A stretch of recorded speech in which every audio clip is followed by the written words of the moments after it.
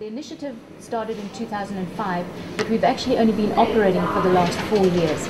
And within 4 years, we've accomplished a number of milestones. So we're very positive of what we've achieved. We're a team, we're a very small team. We're a team of 9 employees, and with the 9 employees, we actually support 38 SMMEs in this industry. And when we say support, they're not only young companies, they're what we call a project. So they're coming on board as a project. At that stage, we're helping them to set up their businesses to become a fully fledged small enterprise. Basically, again, the people that originally started the program, they've all moved on. We all know we're in here to capacitate and train. So I've taken over from Mr. Gordon Freer. He was the initial CEO of the Cedar Platinum Incubator, and now I've stood into his shoes. Big shoes to fill, and it's only been the last year and a half. So we're relatively new from the top down, but our board members have been there from the inception. With regard to Tumi Sang is also relatively new and has only been with us basically since September last year. So we all quite young. The incubator itself is very young. I help them with proposals if maybe they want to present a business opportunity maybe to a mine, to say I can supply you with what do you call corporate them? Gifts, corporate gifts or whatever it may be. I can help them with presentations, to help them with slides, how they conduct themselves in a presentation. I can also help them with accessing funding. For instance, the DTI has got a lot of programs where you can apply for funding.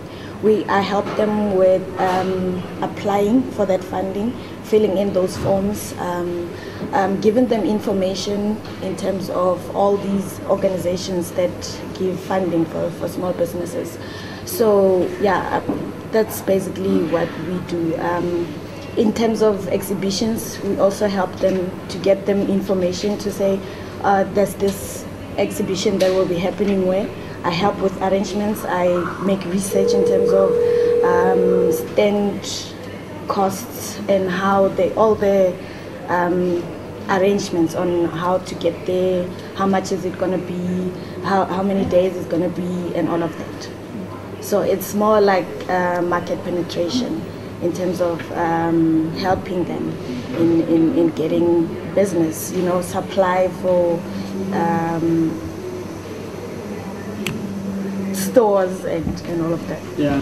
What I'd have to just go through the process of incubation.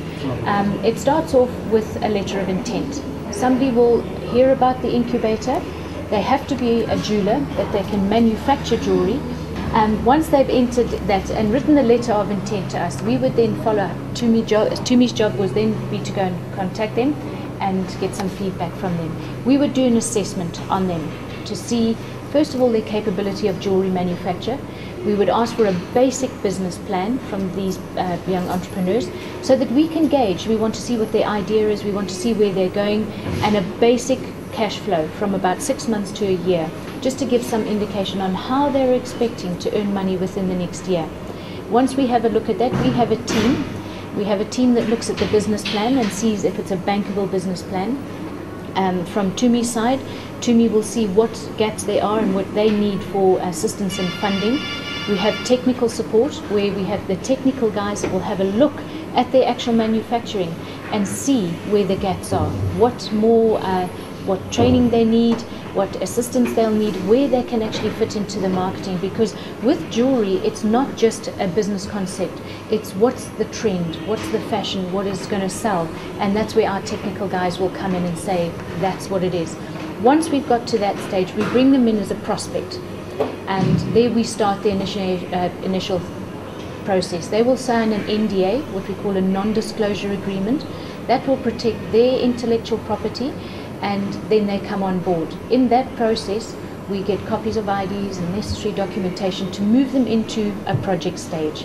In project stage, we then start helping them fill in their forms for CIPRO, to register their business, register with SARS, get their PAYE numbers, their tax clearance numbers, all that type of thing that they need to start their business.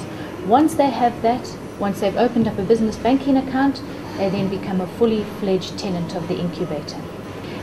What we offer to the tenants, it's marketing assistance through Tumisang, where we get access to international markets, local markets, exhibitions, trade shows, that type of thing. We give them access to administration and good governance. We help them with strict controls on their business and money controls, that type of thing. We give them access to machinery, and that's from the technical side, because they'll be able to manufacture things, but we want them to manufacture them quicker and a better quality to get that out there to be competitive in the local and international market. And then most importantly, we give them access to metal. That's a very big barrier for these youngsters, especially anybody leaving university or college. They have no credit worthiness, and they need somebody to trust in them. We would basically give them a loan for 90 days where they can access metal, they can get their deposit from their client, they can manufacture their piece, get it out there, get their income, and then pay us for the metal. So we basically are there as a surety to them. When their product goes out, it is fully quality controlled by the incubator, so no product actually leaves here. As much as they're young jewelers or maybe a little inexperienced, the quality is there. The quality of the metal, number one, which is important, and the quality of the product to say it is a good quality product from the incubator. And then we have two types of incubatees. We have what we call virtual and a physical. A physical tenant would actually occupy one of the cubicles downstairs, and a virtual tenant could actually work from home in their own little studio, and they will still get the full benefit of the incubator or incubation program. Within 3 years, we're not saying you're bound to stay here for 3 years. We've found that within 3 years, you can jumpstart your business and be very successful if following the principles and the guidelines. You should be able to stand on your own within a 3-year period. Some of our tenants have left us within 2 years. They're standing on their own, they're still manufacturing, they're out there, they're doing whatever. And that we have a pre-incubation phase, where that is where we are assisting them open up their business as in a project. Then there's the incubation phase, and then there's post-incubation. That once they leave us, we don't just cut the apron strings and say, there you go, you're on your own. We also know, and it's a common thing, most businesses fail within their first 5 years. The couple of years after the incubation process, they're still with us. We still give them access to metal, access to machinery at commercial or a little bit below commercial rates, so they still have that opportunity, and they're still on our web pages, they're still on our email, so they get all the information that's happening in the industry, and they still can be very much part of the incubator as much as they're out there. So it's not a case of us cutting them and leaving them to just fly or swim. We are behind them all the way. My name is Ronald Maloisani. I used to be a student here before I started business. So we finished a 3-year course, jewelry manufacturing and design. From there we took up NCV, New Venture Creations course, business skills in general. So from there we opened our own business, and it was registered. We registered as tenants. As you can see, we have a cubicle here from the SPI.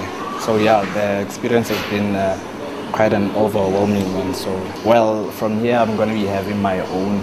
I want to have something like this of my own. Maybe I will have students who will be coming and learning as I did before. Philisa Zibi. Yeah, it has a lot of ethnicity, the work, but I wasn't trying to be all traditional African. I'm trying to have some contemporary creative jewelry as well.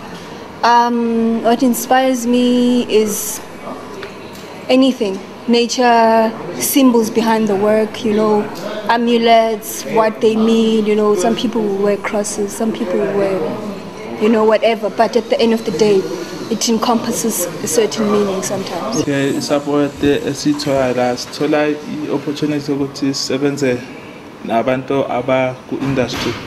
Ngoba khona njengoba iCAD khona umuntu wasePitori ukhona uku-advisor technically ukuthi how mhlambe ring yakho khona kube ngakanani. Usi-advisor ngento ezikanjalo. So experience yala ngasho ukuthi ufunda okuningi. I studied jewelry and design and manufacture at Tshwane University of Technology for 4 years. Got my BTech there. I decided to go into jewelry because I feel it's a much more interesting thing compared to, I thought of doing fashion, but I decided to opt for jewelry because it's more or less on the same thing. But jewelry, I think it's more fun and there's more stuff to do. And I feel like jewelry is timeless. So something that you create, you can wear for many years. Even if it got lost somewhere, you'll find it. It won't rot or it won't tear. It's always fixable and everything, yeah.